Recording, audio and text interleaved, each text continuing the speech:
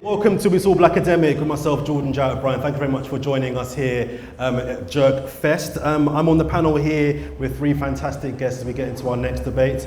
I'm joined by Nick from That Podcast. He's a cultural and music journalist. I'm also joined by Joel Campbell, who is the entertainment editor for The Voice, and directly to my left here, Venita, who is the creator of Miss Pepper Pot's, a sauce which later on we're going to have in the corner so you guys can try that as well. And we'll give that a good plug in just a little bit. Right, for our next debate, guys, I wanted to talk. Today's Joke Fest. We're celebrating all the food that's fantastic about our culture, combining with music and everything else. And I've thought for a very, very long time to myself, why does our culture not have a franchise? How do we go about maximizing the financial potential of our own food? There's a Oaxaca for Mexicans, there's Nando's for the Portuguese / South Africans, there's McDonald's for the Americans. Why do Jamaicans not have a franchise or a chain? I'm going to kick off with yourself. You're the one that's here that's involved in the food and cuisine industry. On that direct question, Venita, why do you think we don't have a chain of restaurants or takeaways based off our cuisine? I sometimes ask myself that question because when I do fairs for my pepper sauces, I do jerk sauce, pepper sauce, chili jams and chutneys. And when I kind of think about over the years looking at my target audience would be Caribbean, so not just Jamaicans but the rest of the Caribbean, and also Africa and Europe and Asia. And the people who buy from me, actually everybody likes the pepper sauces, but the people who buy are usually Asians, Europeans and Africans. The Caribbeans usually like it, but they don't buy it. And I'm thinking it's probably because they feel that they can make it themselves. So I think quite often when we come to going out to our own restaurants, we quite often, because we do a lot of cooking, we probably think, well, I can make that, so I'm not going to buy it, or I can go home and my mum will have it. So I'm wondering whether it has anything to do with that stops us from actually having the franchises. Why am I paying for it? Because as you say, I can get that from mum or gran at home. Yeah, and sometimes the boys will rock up at home with their girlfriends who may not be able to cook, and mum will come out and bring the whole lot out for them. And I wonder if it really is that. So as we know, the one chain that is making Caribbean food is Turtle Bay, but it's not owned by anybody from the Caribbean, which for me personally is a slight issue. Joe, we'll come to you next. First of all, do you have any theories as to why we don't have a Turtle Bay equivalent that's owned by somebody from the Caribbean? And do you echo any of the previous answer as to why? Yeah, I think a lot of the previous answers, the reason we feel we can do it ourselves, we might eat in an establishment and think like, that's not that great. It's not, I don't think, Turtle Bay and mastered, just using Turtle Bay as an example, I think what they've got down to pat is the complete dining experience. And maybe sometimes when we go out for food, we're not after the complete dining experience, we just want good food. And so maybe slightly different markets in that respect. It's a bit bougie, a bit too bougie for what we're expecting. It's a bit bougie, because my first experience at Turtle Bay was in Birmingham and there weren't nothing bougie about that, trust me. It was fun, don't get me wrong, but it weren't bougie. It was all about the alcohol. So I think, like I said, they've got the complete dining experience down pat. The quality and the intense, we need a 9 out of 10 when we're eating. If it's not a 9 out of 10, then it wasn't good, and that's kind of how we are with our own food. So I don't know if there's any eatery or eating establishment that could survive that level of scrutiny consistently. Or we would break it down even if it belonged to ourselves, because again, it doesn't match the standards we're used to at home. So that for me is the reason why, there isn't one that's owned by us. So Nick, I've got a list here of some across London alone that do produce Caribbean food. Cottons, the Rum Kitchen, My Petite Jamaica, Fish Wings and Tings, Jamaica Patty Company, Three Little Birds, Theatre Royal Bar, Kitchen Room Burger, Cafe Caribbean, Healthy Eaters, Mama Jerks, Roti Drooper and The Grill. So we have takeaways and eateries across this, that's just London. We have them out there. But why do you think that no one has thought, let me put some money into setting up one and then linking it up across all parts of London, all parts of the UK, and then, God forbid, even international? To be honest, I think Cottons does have a couple branches across London as well. So I think Cottons is doing it quite well. But I think number two, I'm kind of like with Turtle Bay, I don't really class it as Caribbean food, personally. I think it's gentrified Caribbean food, if we're being honest. When I've been there and I've compared it to my home food and food my gran cooks, food my mum cooks, I don't really consider it Caribbean food. Amongst my generation at least, we kind of respect the drinks from there. They have really good cocktails and Caribbean cocktails, but in terms of the food, it's kind of lackluster, but I digress.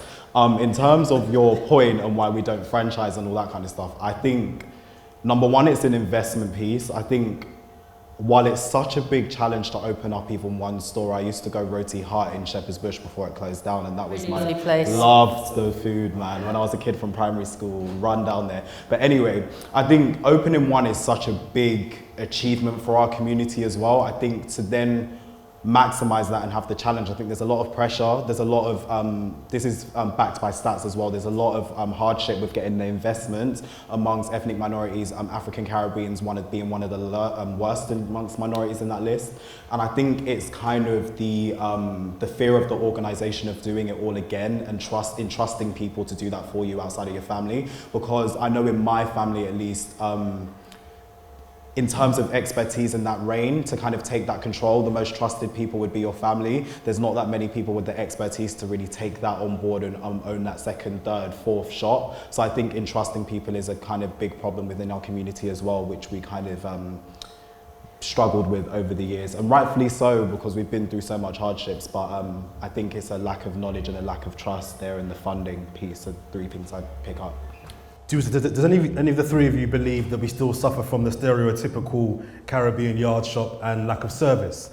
So I think we've all been to that Caribbean shop where, as you mentioned, Joel, the food is always banging, but you might get your dumpling thrown at you. You might not get no manners. You know what I mean? It might be.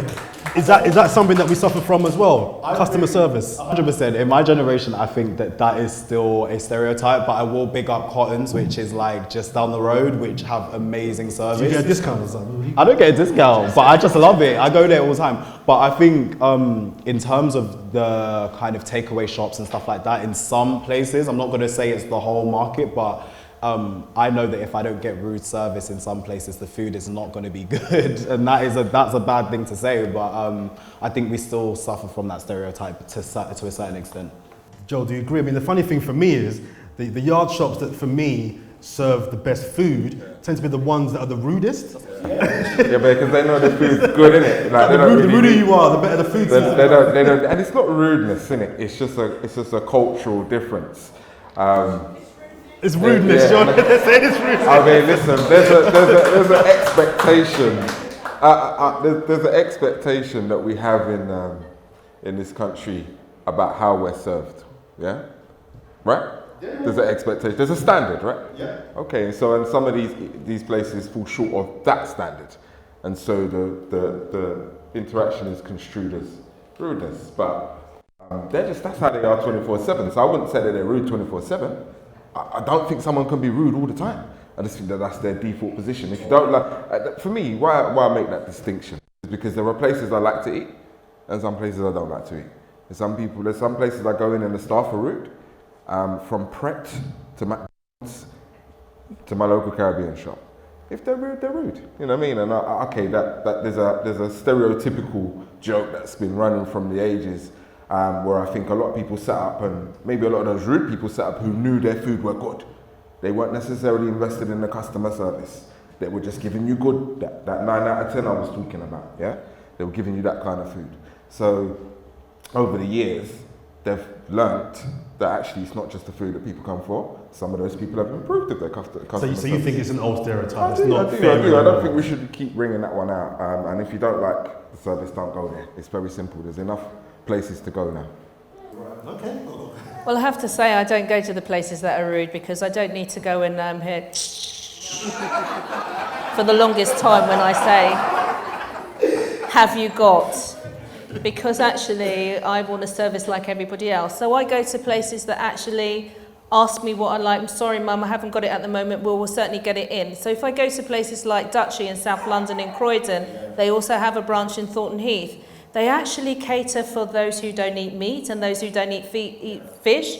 So they will cater Caribbean style, not just Jamaicans. We'll have roti with dal and we'll have chana, and you'll have all the other things that the other islands cook that the rest of us enjoy, which is really nice, and they don't run out of it. So you don't get to the last bit and they run out. And those things are really important. And then there's rice and peas in Dulwich. Always the same, you go in and you get such a warm greeting that you actually feel part of the family. And I think that that's how you should feel when you're going in and you can't be bothered to cook and you know you can cook the food as well and you go in. And I think everybody deserves that respect when they go in to part with their money to get some decent food. Agree. We're going to wrap up very soon. Any thoughts from the audience as to why you think we don't have, we being the Caribbean community, have a franchise? Yes, madam. Do you know what? I think one thing as well, because the things that you mentioned, like Nando's and Oaxaca and stuff, they started with an image that became a brand. So the Oaxaca thing rode off the whole Day of the Dead, that skull iconography, but that was through t-shirts with it on and films with it in, and through that they can then sort of push in this brand. And I think there's no sort of one imagery you can get, oh, the Nando's cockerel that's on every Portuguese thing that you buy. And that seems like, because it's a capitalist world, you need to have that token image that you can put up there and say, this represents the thing. You know, there's a lot of people are saying that. Instantly That's identifiable. not Mexican. But I think that was one thing that's probably not been found, that no one can sort of market or capitalize yet. And that would definitely be like a sort of That's fair comment. stepping stone to something if there could be an image, but there isn't one image because it's very diverse. So and could be seen as offensive. And could be seen as offensive, The same way that the Mexican skull could be seen as offensive by the Pueblos that would speak Zapotec, or they would say, Mexican, and they'd say, no. And so there's that kind of, there's definitely that, it's all about branding. It is, yeah. Someone's got to come in and say, we've got the money, but you need to have that thing, the unicorn, the this, and Whatever it is, yeah. That's the problem, because it's about market, isn't it? It's Marketing. how do you get into the market? And you've got to have that imagery that someone can go, this means this. Yeah. But there isn't one sort of image. I think that's fair comment. That's fair comment. Any more thoughts? The closest thing to that is jerk. Yeah. That's what people recognize. But Jerk. there's not a picture. Yeah, no, I totally understand. Take your point. Yeah, it's not my Yeah, like Nando's go viral all the time on social media. It's like cheeky Nando's, the finish. You can't pitch any investment. And Okay, we'll take that thing.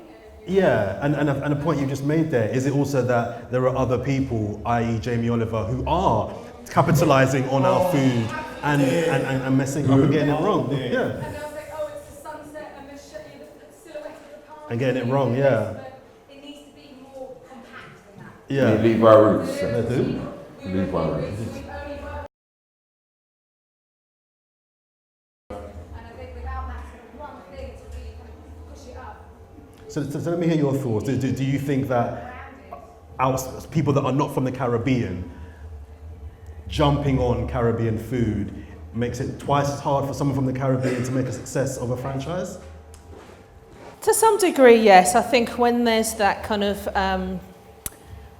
the way in which the jerk rice was done. I mean, we've all seen the white yardies jokes and have the laughter about it. But I think the way in which it's done is bad taste, really. So I think that it does make it difficult for those who are trying to start out and don't have the capital to do so.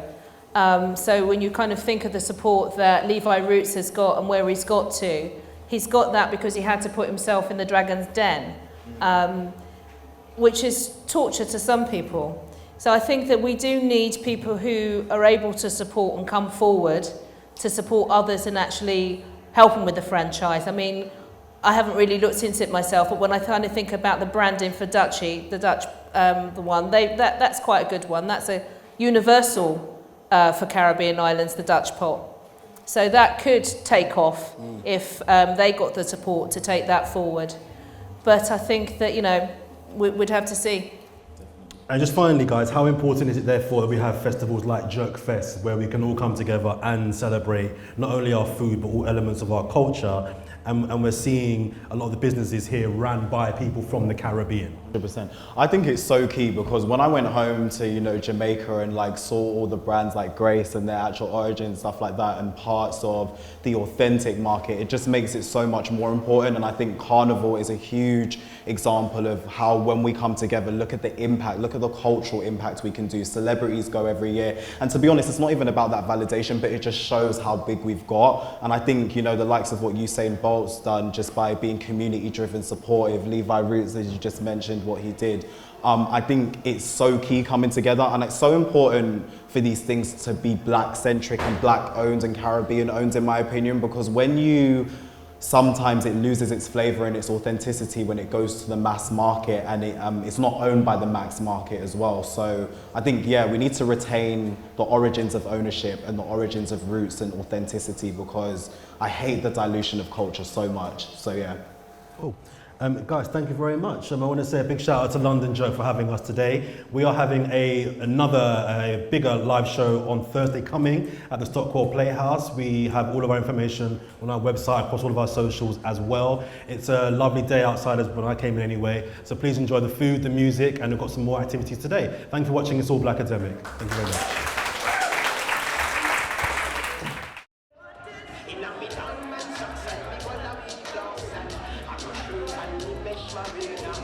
I tell us everything, y'all ready there.